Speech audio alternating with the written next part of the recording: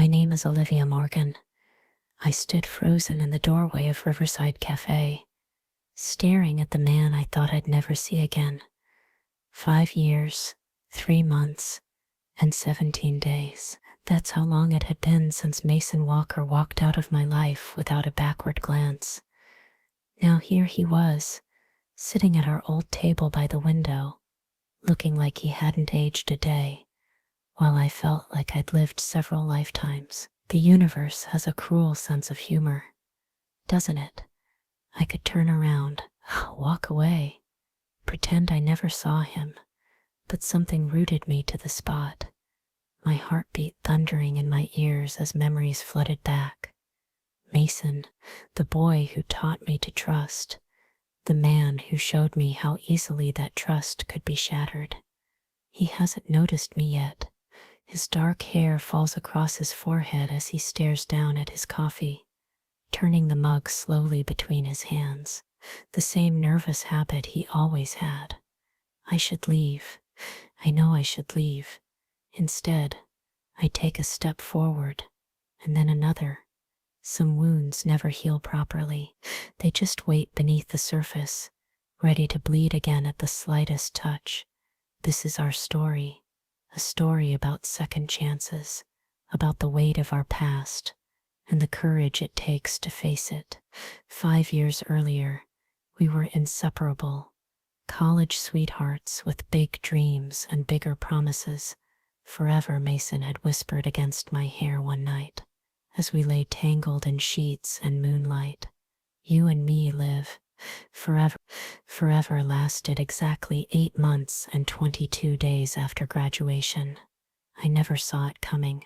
Maybe that was the worst part. One day we were planning our future, and the next, he was gone. No explanation, no goodbye, just gone.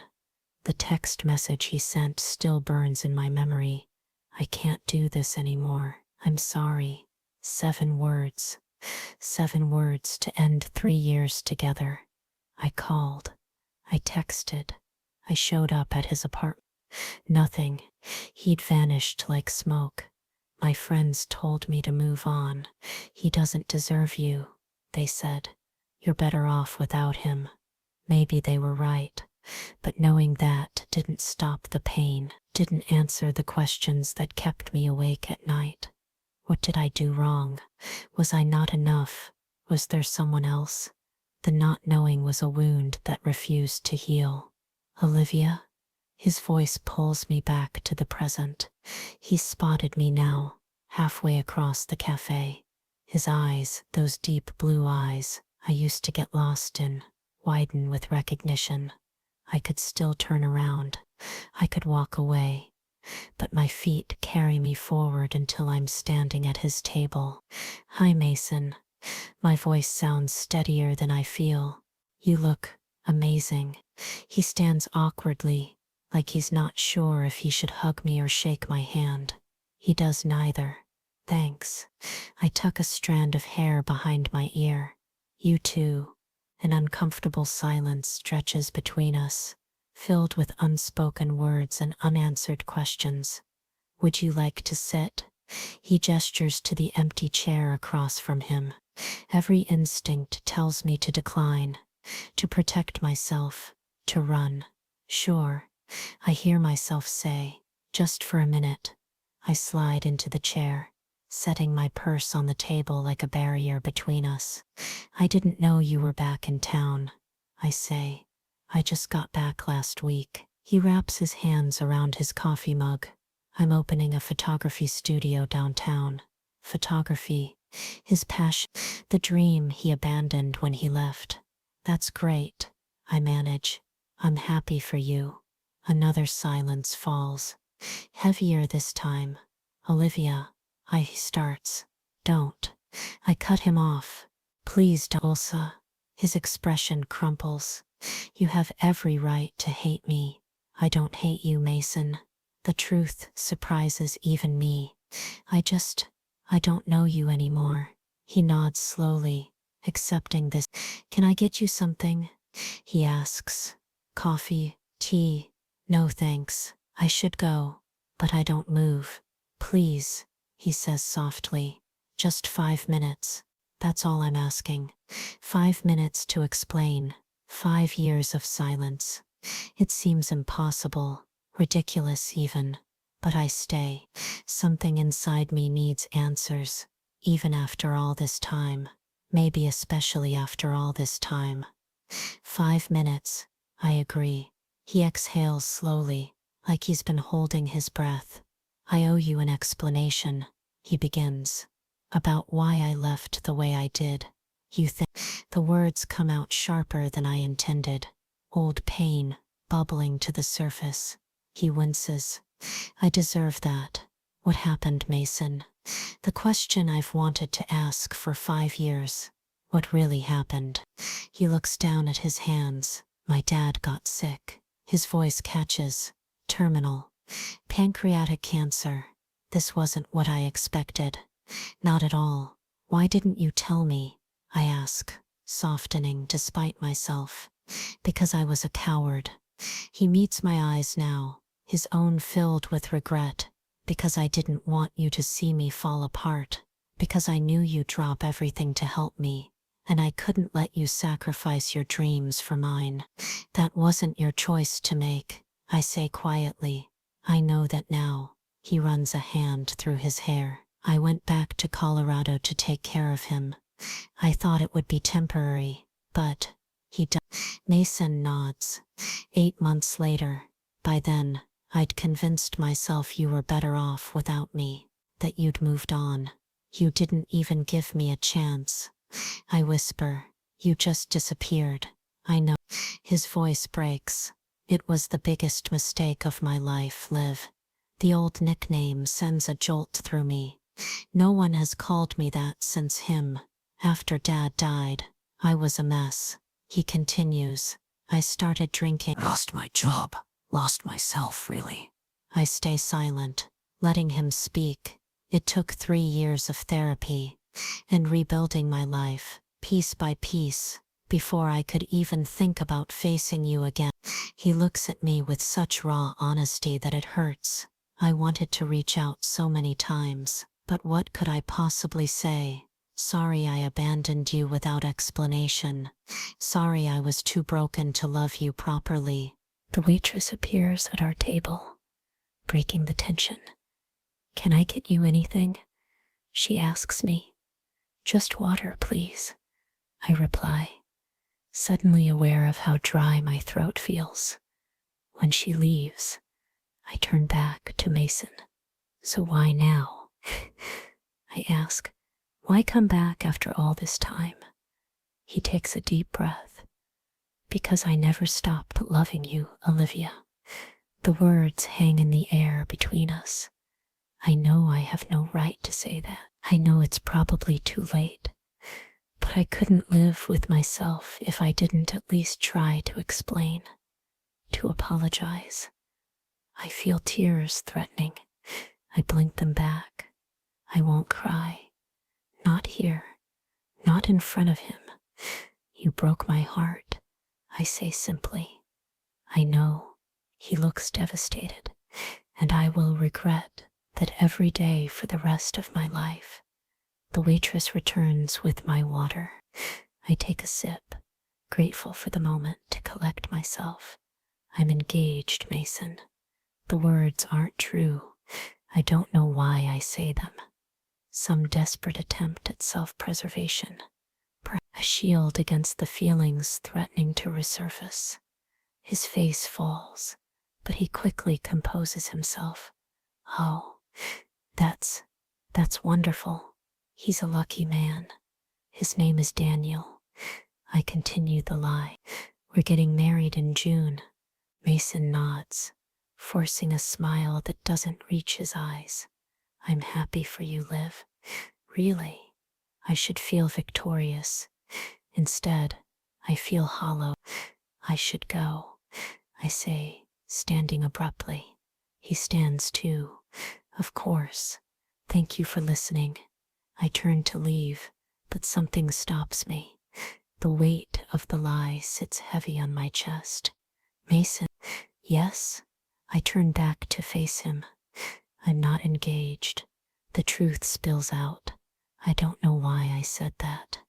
Relief washes over his features, quickly replaced by confusion. I'm sorry, I say. That was childish.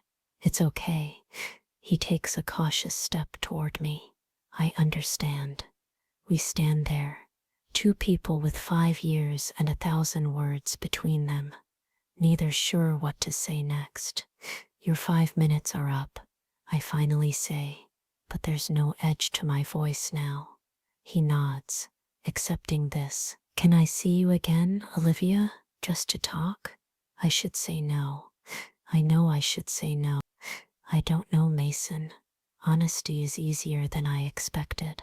This is a lot to process. I understand.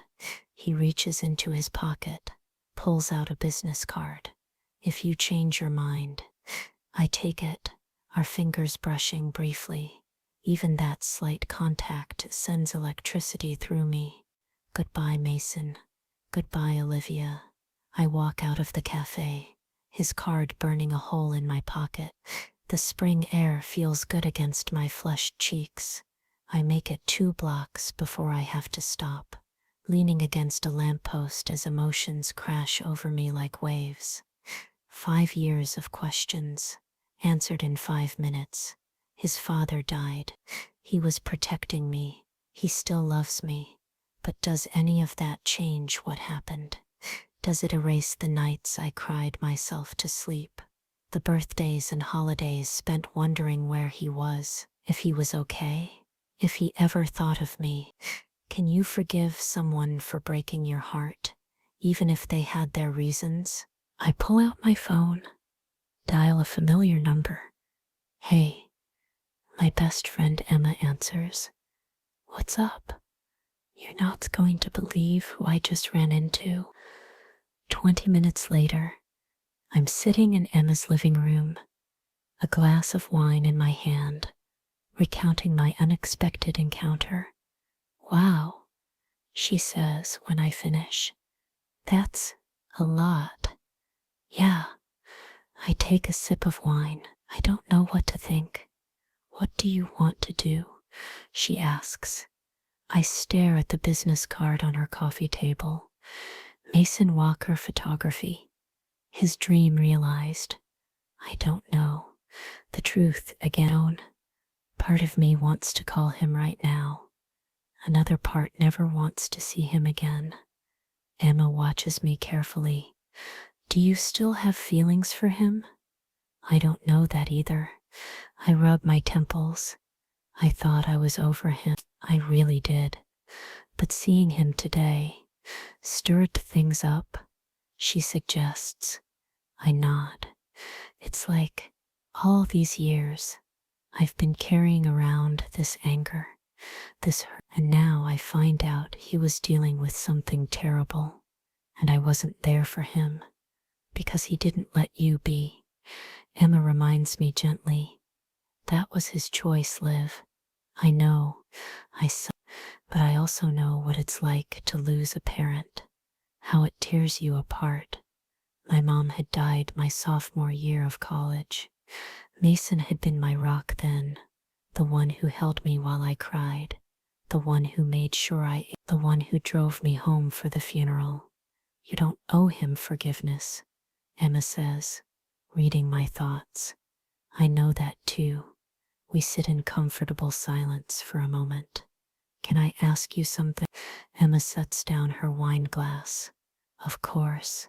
In the 5 years since Mason, you haven't let anyone get close to you. She holds up a hand when I start to protest. It's true, Liv. You've dated, sure. But as soon as things start getting serious, you find a reason to end it. I can't argue with her. She's right. I'm just saying, she continues gently. Maybe this is a chance for closure, whether that means rekindling something with Mason or finally letting him go for good. I pick up the business card, turning it over in my fingers. Maybe, I concede. 3 days pass. 3 days of reliving our conversation. 3 days of wondering what to do. I throw myself into work at the publishing house, trying to distract myself with manuscript deadlines and author queries. It doesn't help. His card sits on my nightstand. The last thing I see before I go to sleep. The first thing I see when I wake up. On the fourth day, I make a decision. I dial his number. My heart pounds as it rings. Mason Walker Photography. His voice is professional, not recognizing the number. It's Olivia, I say. A pause. Liv, the professionalism melts away. Hi. Hi. I take a deep breath. I was wondering if you're free for coffee. To talk. Yes. He answers quickly. Anytime. Just name it. We arrange to meet at a different cafe this time. Neutral territory. When I arrive, he's already there, waiting outside. He looks nervous. I probably do too. Hey, he says. Hey. We go inside. Order our drinks.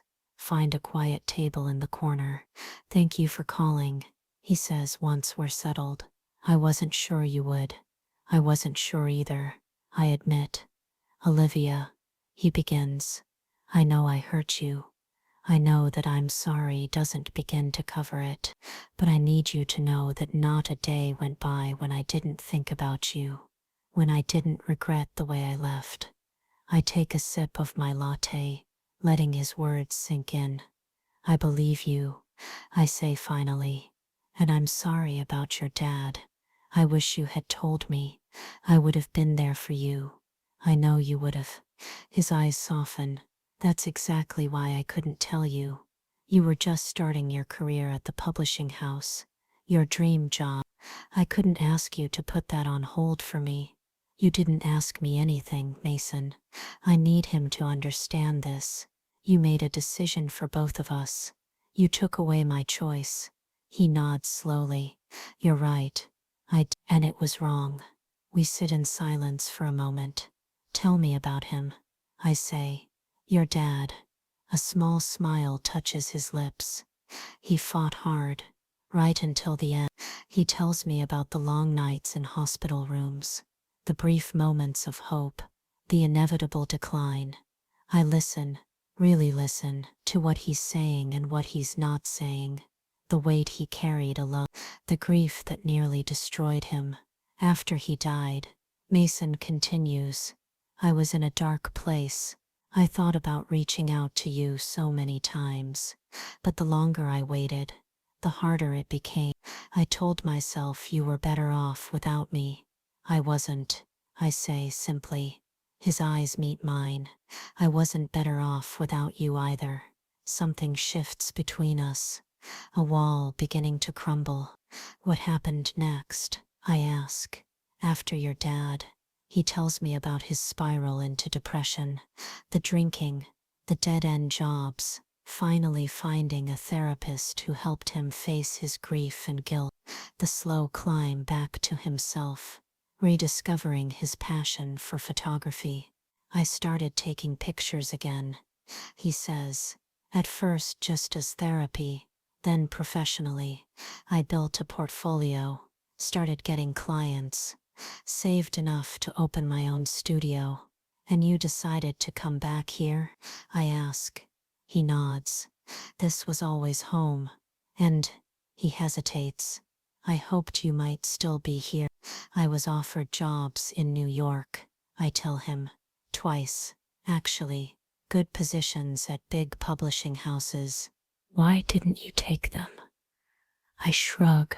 I told myself it was because I liked my job here. The smaller publishing, being able to work closely with authors.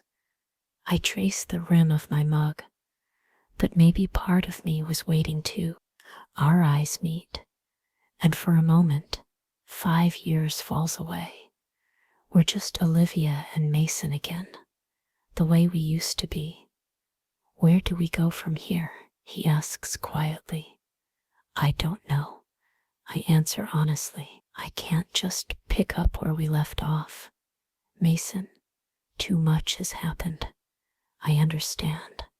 He reaches across the table, stops just short of touching my hand. I'm not asking for that. I'm just asking for a chance to get to know each other again, to see if there's still something worth saving. I look at his outstretched hand, at the distance between our fingers, a small space that represents so much more. One step at a time, I suggest. He nods. One step at a time. I close the distance, let my fingers touch his. The familiar warmth sends a jolt through me. Friends first, I say. We start as friends. He agrees, a smile lighting his eyes. I can work with that. The weeks that follow are a careful dance. Coffee meetings that turn into lunch dates. Long walks through the city. Conversations that stretch into the night. We get to know each other again. The people we've become in the 5 years apart. I learn that he still takes his coffee black, that he still hums when he's concentrating, that he's developed a passion for hiking, something he did with his father in the months before he got too sick. He learns that I've been promoted twice at the publishing house, that I've developed a love for gardening, that I still can't cook to save my life. Slowly, the walls between us begin to lower. I have something to show you, he says one evening, as we finish dinner at a small Italian restaurant. What is I? My studio. It's finished. I'd like you to see it. 20 minutes later, he unlocks the door to a converted warehouse downtown, flips on the lights to reveal a spacious, industrial chic photography studio. Mason, this is amazing, I say, taking it all in.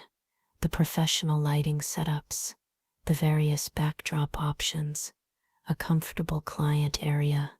Thank you. Pride fills his voice. It's been a labor of love. He shows me around, explaining his vision, the type of photography he specializes in, the clients he hopes to attract. And this, he says, leading me to a door at the back, is my personal gallery. He unlocks it, ushers me inside. The small room is lined with photographs, black and white images capturing moments of raw emotion. A weathered hand clasping a younger one, an elderly couple dancing, a father and daughter at a wedding.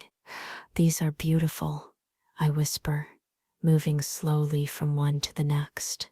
And then I see it, a photograph I recognize. Me, 5 years younger, sitting on our favorite bench in the park, head thrown back in laughter, the sunlight catching in my hair. You kept this? I ask, my voice catching. It was all I had left of you, he says simply.